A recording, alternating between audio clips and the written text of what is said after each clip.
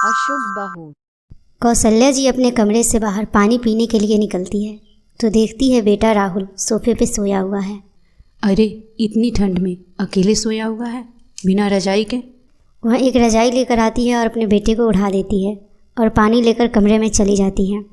क्या हुआ भाग्यवान, मुंह क्यों लटका हुआ है तुम्हारा? आज राहुल फिर कमरे से बाहर सोया हुआ है। पता नहीं किस मनहूस घड़ी में हम ब्याह कर लाए थे उसे। मेरे बेटे को भी न संभाल पाई। पता नहीं कैसे गलती हो गई। राहुल और प्रीति की शादी 1 महीना पहले ही बड़े ही धूमधाम से हुई थी। बहू, आज से इस घर की पूरी जिम्मेदारी तुम्हारी है।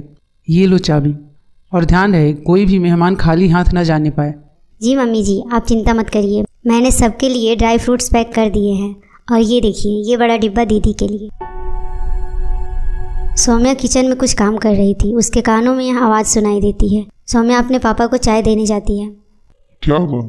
कुछ नहीं पापा, बस अब यह घर पराया सा लगने लगा है। आज ही हम लोग चले जाएंगे। तुम तो बोल रही थी कि भाभी के साथ रहकर भाभी पे रौब दिखाओगी, और इतनी जल्दी जाने की बात कर रही हो। पर कभी ना कभी तो जाना ही है पापा, तो आज ही सही। चिंटू का एडमिशन भी करवाना है। चलो चिंटू। नहीं, मुझे नहीं जाना, मुझे मामी के साथ रहना है। कहती हूँ ना चलो, नहीं तो लगाऊंगी थप्पड़ खींच के। अरे क्या हो गया दीदी, क्यों इतना गुस्सा कर रही हो? कहीं नहीं जाएगा चिंटू, और आप भी अभी नहीं जाओगी। यहीं मैं चिंटू का एडमिशन करवा रहा हूँ। राहुल, ये तुम क्या बोल रहे हो? हाँ दीदी, आपको अभी यहीं रहना है। रात में प्रीति अपने कमरे में राहुल का इंतजार कर रही थी। तभी वहाँ पे चिंटू आ गया। मामी मामी, मामा मामा। अरे अब मेरा भांजा आओ।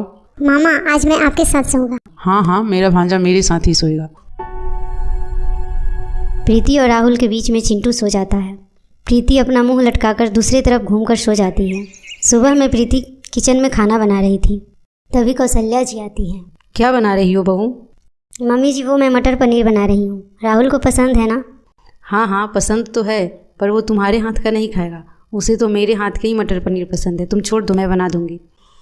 मम्मी जी, मैंने बना लिए हैं। ठीक है, तुम बाकी सबको परोस देना, मैं राहुल के लिए बना देती हूँ। कौशल्या जी राहुल के लिए मटर पनीर बनाती है। प्रीति जब राहुल को खाना देती है तो 2 कटोरी मटर पनीर रख देती है। ये देखिए राहुल जी, एक मम्मी जी ने बनाई है और एक मैंने बनाई है। टेस्ट करके बताओ कौन अच्छा है। राहुल जब टेस्ट करता है तो कहता है दोनों ही अच्छे हैं। ऐसे काम नहीं चलेगा, आपको एक बताना पड़ेगा कि सबसे अच्छा कौन है। तब राहुल प्रीति वाले मटर पनीर को अच्छा बता देता है। देख लिया मम्मी जी, आप कह रही थी कि राहुल को मेरा बनाया हुआ मटर पनीर पसंद नहीं आएगा, पर राहुल जी मेरे वाले मटर पनीर को ही अच्छा बता रहे हैं। अरे वाह, नानी और मामा में तो झगड़ा हो गया। मामी मामा और नानी में झगड़ा करवा दी। ये क्या बदतमीजी है? तुम्हें बात करने की तमीज़ नहीं है? अरे तुम कैसे बात कर रही हो चिंटू से? अभी बच्चा है ये। बच्चा है तो बच्चे जैसी बात करे ना। ये क्या बोल रहा है? बस करो, मुझे खाना ही नहीं खाना। राहुल वहाँ से चला जाता है। ऐसे ही हर बात पे छोटी मोटी कलेश तो हो ही जाया करती थी। एक दिन प्रीति अपने लिए मॉल से कुछ शॉपिंग करके लाती है। अरे अरे भाभी, थोड़ा हमें भी दिखाइए क्या क्या शॉपिंग किया है आपने। ये देखिए। अरे भाभी, ये 5,000 की साड़ी। बहू, तुम तो पैसे को पानी की तरह बहा रही हो। इतनी महंगी साड़ी। क्यों पापा जी, यहाँ चिंटू का एडमिशन करवाया जा रहा है, उसमें पैसा नहीं लग रहा है। और दीदी के लिए जो सेट खरीद कर लाए उसमें पैसा नहीं लगा। और मेरे 5,000 का साड़ी खरीद लेने से आप लोग सड़क पे आ जाएंगे क्या? हद हो गई है। एक बार पता तो कर लेते कि इसका रियल प्राइस क्या है। ये 5,000 से टैग पे लिखा हुआ है। 1,000 में मैंने यह सेल में ली है साड़ी। आप बिना जाने सोचे ही कुछ भी इल्ज़ाम लगा देती हैं मुझ पे, है ना? साड़ी को लेकर घर में बहस हो जाती है।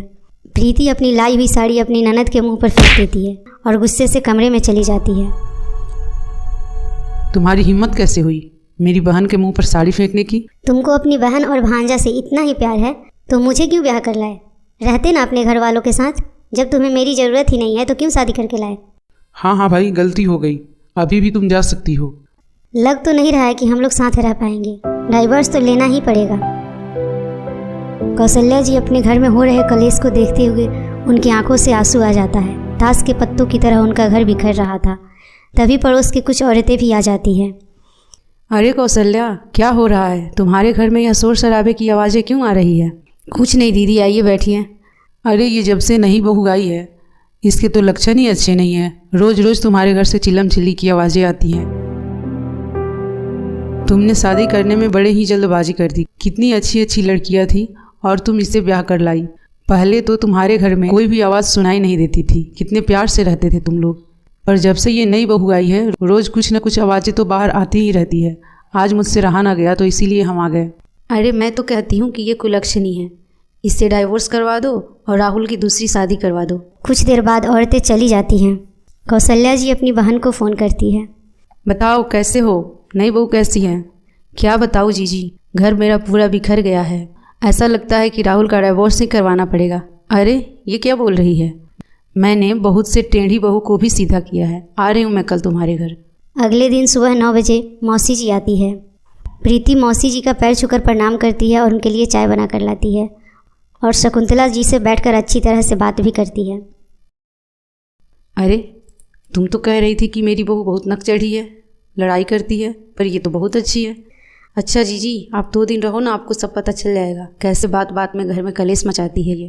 क्या प्रीति और राहुल का तलाक हो जाएगा? ये जानने के लिए पार्ट 2 जरूर देखें। धन्यवाद।